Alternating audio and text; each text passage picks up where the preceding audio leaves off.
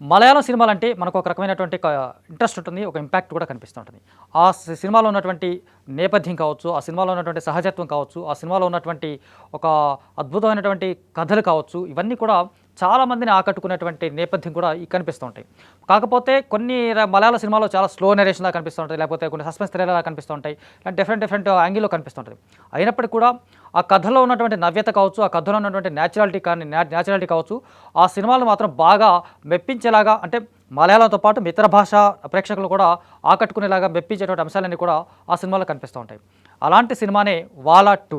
వాలా 2 అంటే కేవలం 10 కోట్ల రూపాయల బడ్జెట్‌తో రూపొందించినటువంటి సినిమా ఇది. దాదాపు 200 కోట్ల రూపాయల కలెక్షన్స్ వచ్చిందంటే మాత్రం ఊహకు కూడా అందనంతటువంటి పెద్ద విజయం ఇది, ఒక రకంగా చూస్తే గనక. అంత పెద్ద విజయం సాధించినటువంటి సినిమా ఎలా ఉందనేది మాత్రం ఆ రివ్యూలో చూద్దాం. Wow, nostalgia. వాలా 2 కథగా చూస్తే కనుక హషీర్, అలాన్ చిన్నప్పటి నుంచి చాలా బెస్ట్ ఫ్రెండ్స్ అవుతుంటారు. హషీర్కి ఒక తమ్ముడు ఉంటాడు, అలానికి ఒక చెల్లి ఉంటుంది. ఆ నలుగురు మధ్య వాళ్ళ వద్ద కూడా ఒకే కాలేజ్, ఒకే స్కూల్లోనే చదువుతూ ఉంటారు. ఆ తర్వాత అతను కాలేజ్కి వచ్చిన తర్వాత హషీర్, అలాన్తో పాటుగా వినాయక్, అజీన్ అటువంటి మరొక ఇద్దరు ఫ్రెండ్స్ కూడా యాడ్ అవుతుంటారు. ఈ నలుగురు కలిసి చాలా చాలా చిన్న వయసులోనే, చాలా తక్కువ వయసులోనే కొన్ని దుర్వ్యసనాలు మాత్రం స్టార్ట్ చేస్తారు. అంటే మందు తాగడం, సిగరెట్లు తాగడం, ఆ తర్వాత వచ్చినటువంటి కాలేజీలో కొన్ని గొడవలు పెట్టుకోవడం, ఇబ్బందులు పెట్టడం, దాంతోపాటు ప్రేమలో కూడా పడడం, అవన్నీ కూడా ఆ స్కూల్లో ఉన్నటువంటి ప్రిన్సిపాల్ కావచ్చు, లేకపోతే ఒక టీచరు వీళ్ళందరినీ మందలించడం, వాళ్ళందరినీ ఇబ్బంది పెట్టేటువంటి ప్రయత్నాలు చేస్తూ ఉంటారు. ఈ క్రమంలో జరిగినటువంటి ఇంకొక పెద్ద గొడవ వల్ల ఆ కాలేజీ నుంచి ఆ నలుగురిని కూడా బయటకు పంపించాలని చెప్పేసి కూడా ప్రయత్నం చేస్తూ ఉంటారు. ఆ క్రమంలో వచ్చినటువంటి సన్నివేశాలు కావచ్చు, ఆ సన్నివేశాలు వచ్చినటువంటి మాదక ద్రవ్యాలకు సంబంధించినటువంటి ఒక సన్నివేశం కావచ్చు, వీటన్నిటి కూడా వీళ్ళందరినీ కాలేజీ నుంచి వెళ్ళగొట్టాలని చెప్పేసి కూడా ప్రిన్సిపల్ ఒక డెసిషన్ తీసుకుంటుంది. అయితే ఒక పోలీసు రంగప్రవేశం చేసి ఆ పోలీసు మొత్తం వీళ్ళందరిలో ఒక మార్పు తీసుకొచ్చి వాళ్ళందరికీ కొంచెం మళ్ళీ సెట్ చేసి వీళ్ళందరూ కాబట్టి వీళ్ళందరికీ కొంచెం మరొక ఛాన్స్ ఇద్దామని చెప్పేసి కూడా చెప్తారు. సో దీంతో ఆ నలుగురు కోసం మరోసారి మారిపోయి, పోలీసు చెప్పినటువంటి స్పీచ్ వల్ల మారిపోయి ఆ నలుగురు కూడా మళ్ళీ బాగా చదువుకొని ఖచ్చితంగా వేరే దేశాలకు వెళ్ళి సెటిల్ అవ్వాలని చెప్పేసి, వేరే దేశాల్లో బాగా చదువుకోవాలని చెప్పేసి కూడా ప్రయత్నం చేస్తూ ఉంటారు. మరి ప్రయత్నంలో భాగంగా వీళ్ళు నిజంగా బాగా చదువుకుంటారా, పాస్ అవుతారా, వేరే దేశాలకు వెళ్ళిపోతారా, వచ్చినటువంటి సన్నివేశాలు ఏంటి, ఆ తర్వాత వచ్చినటువంటి నేపథ్య కథ ఏంటి, ఆ కథనం ఏంటి అనేది మాత్రం మిగతా రివ్యూలు చూస్తే మనకు అర్థమవుతుంది. మనకు ఫియాజ్ అన్న, మన పిల్లలు ప్రయోజకులయ్యారు.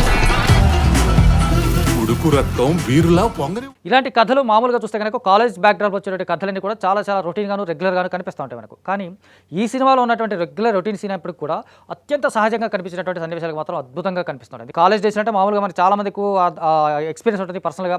చాలా కాలేజ్ డేస్లో ఉన్నటువంటి గొడవలు కావచ్చు, ఇష్యూస్ కావచ్చు, లేకపోతే చిన్న చిన్న తగాదాలు కావచ్చు, చిన్న చిన్న అలకలు కావచ్చు, జలసీలు కావచ్చు, ఇవన్నీ కూడా కనిపిస్తూ ఉంటాయి మన కాలేజ్ డేస్లో.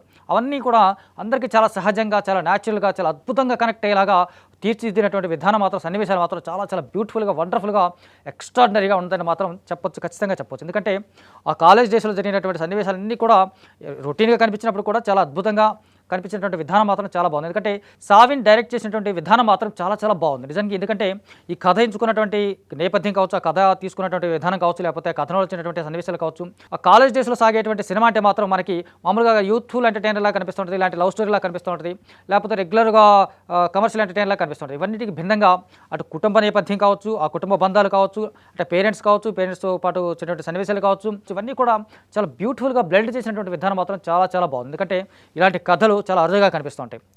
ఇలాంటి కథలతో మాత్రం మనకు సహజత్వం కనిపిస్తూ ఉంటుంది. ఇలాంటి కథలు మనం ఖచ్చితంగా రిలేట్ చేసుకోగలిగినటువంటి అంశాలు కనిపిస్తూ ఉంటాయి. ఇక సెకండ్ హాఫ్ వచ్చేసరికి కంప్లీట్గా ఫస్ట్ హాఫ్కి డిఫరెంట్గా వెళ్ళిపోతుంది. ఎందుకంటే ఒక హైలీ ఎమోషనల్ మూమెంట్ కనిపిస్తుంది. ఎందుకంటే ఆ నలుగురు ఫ్రెండ్స్లో ఒకటి ఫెయిల్ అయిపోతాడు, ముగ్గురు మాత్రం విదేశాలకు వెళ్ళిపోతారు. విదేశాలకు వెళ్ళిపోయిన తర్వాత వాళ్ళు వచ్చినటువంటి స్ట్రగుల్స్ కావచ్చు, ఆ విదేశాల్లో పడ్డటువంటి బాధలు కావచ్చు, వాళ్ళు ఎదుర్కొన్నటువంటి సమస్యలు కావచ్చు, ఇవన్నిటి కూడా చాలా అద్భుతమైనటువంటి ఎమోషన్స్ తోటి బ్లెండ్ చేసినటువంటి విధానం కూడా చాలా వండర్ఫుల్గా ఉంది. ఆ కథలో కావచ్చు, ఆ కథనంలో కావచ్చు, ఇలాంటి పాత్రలో బలమైనటువంటి సన్నివేశాలు కావచ్చు, బలమైనటువంటి సంఘర్షణ కావచ్చు, పాత్రలు తీర్చిదిద్దినటువంటి విధానం కావచ్చు, చాలా ఇవన్నీ కూడా ఎక్స్ట్రాడినరీగా ఉందంటే మాత్రం ఖచ్చితంగా అతిశయక్తి కాదు నిజానికి. ఎందుకంటే ఇలాంటి కథలు చాలా అరుదుగా కనిపిస్తూ ఉంటాయి. ఇలాంటి కథలు మనకి చాలా తక్కువగా కనిపిస్తూ ఉంటాయి. ఇలా తక్కువగా కనిపించిన కథలో కూడా బలమైనటువంటి నేపథ్యం, బలమైనటువంటి కథనం కనిపించడం మాత్రం చాలా అరుదుగా కనిపిస్తుంటుంది. సెకండ్ హాఫ్లో వచ్చినటువంటి ఎమోషనల్ సీన్స్ కావచ్చు, చాలా హైలీ ఎమోషనల్గా కనిపిస్తుంటుంది. ప్రీ క్లైమాక్స్ అయితే మాత్రం ఆల్మోస్ట్ ప్రతి ఒక్కరు కళ్ళమట్టి నీళ్ళు పెట్టుకునేటువంటి అంత గొప్ప రాసుకున్నటువంటి సన్నివేశాలు మాత్రం చాలా అద్భుతంగా వర్కౌట్ అవుతాయి. అవుతాయి. ఇలాంటి కథలు ఎంచుకున్నప్పుడు మనకు కాలేజ్ డేస్లో అంటే మనకు కాలేజ్ బ్యాక్డ్రాప్ అంటే కాలేజ్ అనగానే చదువుకుంటారు, స్ట్రగుల్స్ ఉంటాయి, గొడవలు ఉంటాయి, ఇబ్బందులు ఉంటాయి అనుకుంటారు.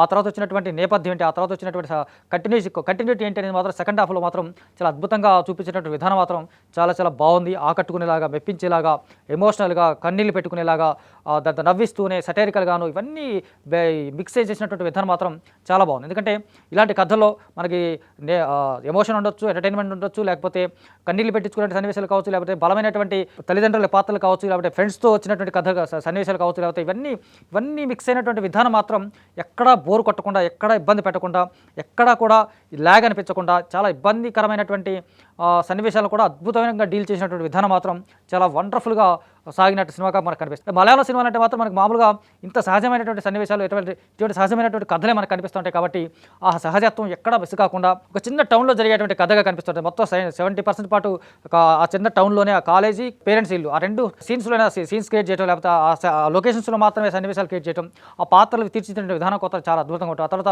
వాళ్ళు విదేశాలకు వెళ్ళిన తర్వాత వాళ్ళు ఎదుర్కొన్నటువంటి బాధలు కావచ్చు, ఇబ్బందులు కావచ్చు, ఆర్థిక ఇబ్బందులు కావచ్చు, ఇలాంటి రకరకాలైనటువంటి ఇష్యూస్ కావచ్చు, అంటే చాలా కళలతోటి విదేశాలకు వెళ్ళి ఆ కళలన్నీ కళలైపోయి ఆ తర్వాత వాళ్ళకి దిక్కుచోతని స్థితిలో పడిపోయి ఆ తర్వాత ఒకనొక వ్యక్తి తండ్రి ఊర్లోనే చనిపోవడం, అతను చావు కూడా రాలేకపోయినటువంటి ఆర్థిక పరిస్థితులు రాకపోవడం, ఇవన్నీ కూడా చాలా వండర్ఫుల్గా డీల్ చేసినటువంటి విధానం మాత్రం నిజంగా బాగుంది. ఎందుకంటే ఈ కథలో ఉన్నటువంటి నవ్యత, ఈ కథలో ఉన్నటువంటి న్యాచురాలిటీ, ఈ కథలో ఉన్నటువంటి ఇంపాక్ట్, ఈ కథలో ఉన్నటువంటి బలమైనటువంటి సందేశం కూడా మిక్స్ అయినటువంటి విధానం కూడా, అంటే ఇది సందేశంలాగా కనిపించదు మనకు, కానీ దాన్ని అర్థం చేసుకునే విధానం మాత్రం చాలా గొప్పగా ఉంటుంది. అర్థం చేయించే విధానం కూడా చాలా గొప్పగా ఉంటుంది దర్శకుడు పరంగా చూస్తే కనుక. సో టెక్నికల్గా చూస్తే మాత్రం పాటలు మాత్రం చాలా బాగుంది. తెలుగు డబ్బింగ్ మాత్రం చాలా బాగుంది. ఎందుకంటే డబ్బింగ్ పరంగా చూస్తే చిన్న పాత్రలకు తగ్గిస్తే చిన్న పాత్రలు కొంచెం లిప్సింక్ మిస్ అయినట్టు కనిపించినప్పుడు కూడా ప్రధానమైన పాత్రలన్నీ కూడా మంచి లిప్సింక్తో పాటు, మంచి డైలాగ్స్తో పాటు ఆకట్టుకునేలాగా, మెప్పించేలాగా రాస్తూ ఉంటారు. అలాగే నేపథ్య సంగీతం బాగుంది, దాంతోపాటు సినిమాటోగ్రఫీ బాగుంది, ఎడిటింగ్ పరంగా బాగుంది. మలయాళ సినిమా అంటే అక్కడక్కడ కొంచెం స్లో నరేషన్ లాగా కనిపిస్తుంటుంది కాబట్టి అది కూడా రిపీట్ అయింది. అయినప్పటికీ కూడా ఇది ఆకట్టుకునేలాగానే కనిపిస్తుంది. కాబట్టి డైరెక్టర్ సావినికి మాత్రం హ్యాట్సాప్ చెప్పొచ్చు. ఎందుకంటే ఇలాంటి కథలు ఎంచుకున్నప్పుడు ఒక రకమైనటువంటి ఒక ఇబ్బందికరమైన సిచ్యువేషన్ కూడా, ఎందుకంటే కాలేజ్ బ్యాక్డ్రాప్లో కథలు చెప్పాలా, లేకపోతే ఫ్యామిలీ బ్యాక్డ్రాప్లో చెప్పాలా, లేకపోతే ఎమోషనల్ బ్యాక్డ్రాప్లో చెప్పాలా అనేది ఒక రకమైన ఒక కన్ఫ్యూజన్ ఉంటుంది. ఆ కన్ఫ్యూజన్ కూడా దాటుకొని ఆ అన్ని రకాలైనటువంటి బ్యాక్డ్రాప్లో కూడా అద్భుతమైనటువంటి కథను డీల్ చేసినటువంటి విధానం మాత్రం చాలా గొప్పగా ఉంటుంది. ఈ తరహా సినిమాలు ప్రతి ఒక్కరు చూడాలి, ప్రతి ఒక్కరు ఖచ్చితంగా చూడాల్సిన సినిమాగా మనకు కనిపిస్తుంది. ఆ సినిమాలో వచ్చినటువంటి సందేశం కావచ్చు, ఆ సినిమాలో ఉన్నటువంటి ఎమోషన్స్ కావచ్చు, ఆ సినిమాలో వచ్చినటువంటి ఎంటర్టైన్మెంట్ కావచ్చు, ఆ సన్నివేశంలో ఉన్నటువంటి మెమరబుల్ థింగ్స్ కూడా చాలా కలెక్ట్ చేసుకున్నటువంటి విధానంగా కూడా ఈ సినిమా బాగుంటుంది. అందుకని ఖచ్చితంగా ప్రతి ఒక్కరూ ఖచ్చితంగా చూడాల్సినటువంటి సినిమాగా మనకి వాలా 2 కనిపిస్తుంది.